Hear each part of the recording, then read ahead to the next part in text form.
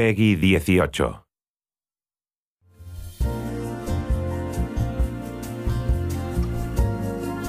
You're trapped inside an enormous adult playground with no escape in sight. Your only company? Thousands upon thousands of flesh-hungry zombies.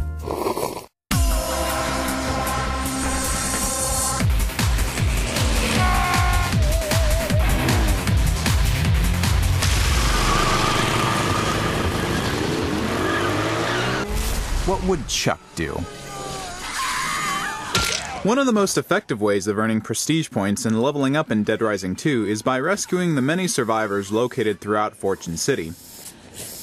Now, if you played the first Dead Rising, you'll be happy to note that civilians have been trained to handle zombies in the years since the Willamette outbreak, and the Fortune City residents are a bit more capable.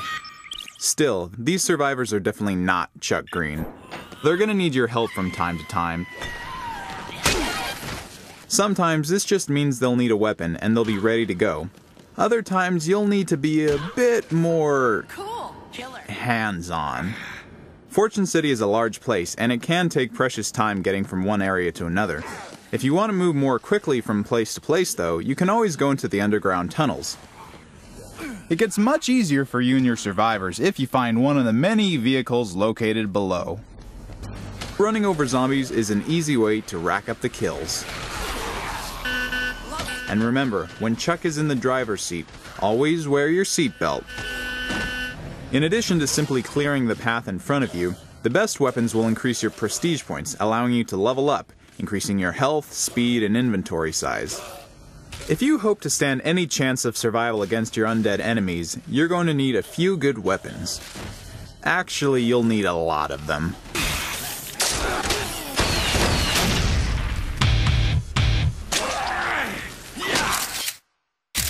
Now, when you have such a large variety of weapons, you're going to be using them for much more than just bludgeoning and stabbing.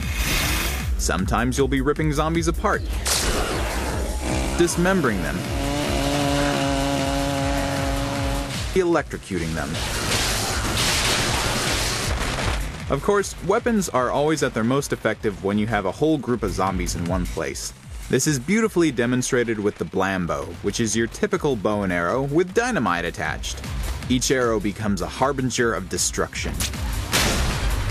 Or, Chuck could use a freezer bomb. This freezes solid any zombie within the blast radius.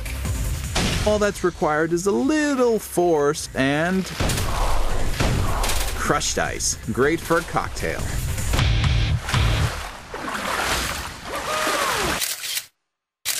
By mixing together two ingredients like milk and coffee creamer, cake and bacon, or 2 bottles of whiskey, you get one of a variety of delicious, juices, which restore a large portion of your health and imbue you with almost magical powers. All you need is to find one of the many blenders scattered throughout Fortune City. Some juices will make it so that Chuck can't be grabbed by zombies. Others will put a little spring in his step. Or a lot of spring. How dare you! I'm Antoine! I am the king of cuisine!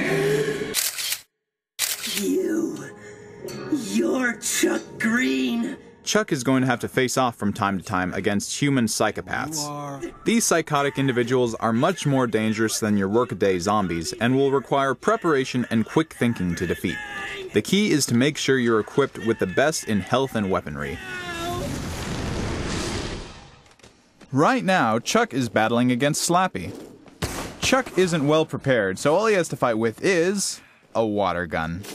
Normally, this would be a great time for Chuck to switch to unarmed combat. But that's not a very good strategy. Poor form, Chuck. Poor form. This battle presents an interesting challenge, as Chuck has to fight down 2 psychopaths at once, Snowflake and Ted. The battles are tough, but the rewards are worth it and give you a huge boost in prestige points. Fresh meat! Just for you, kitty! I know my way around a zombie or two.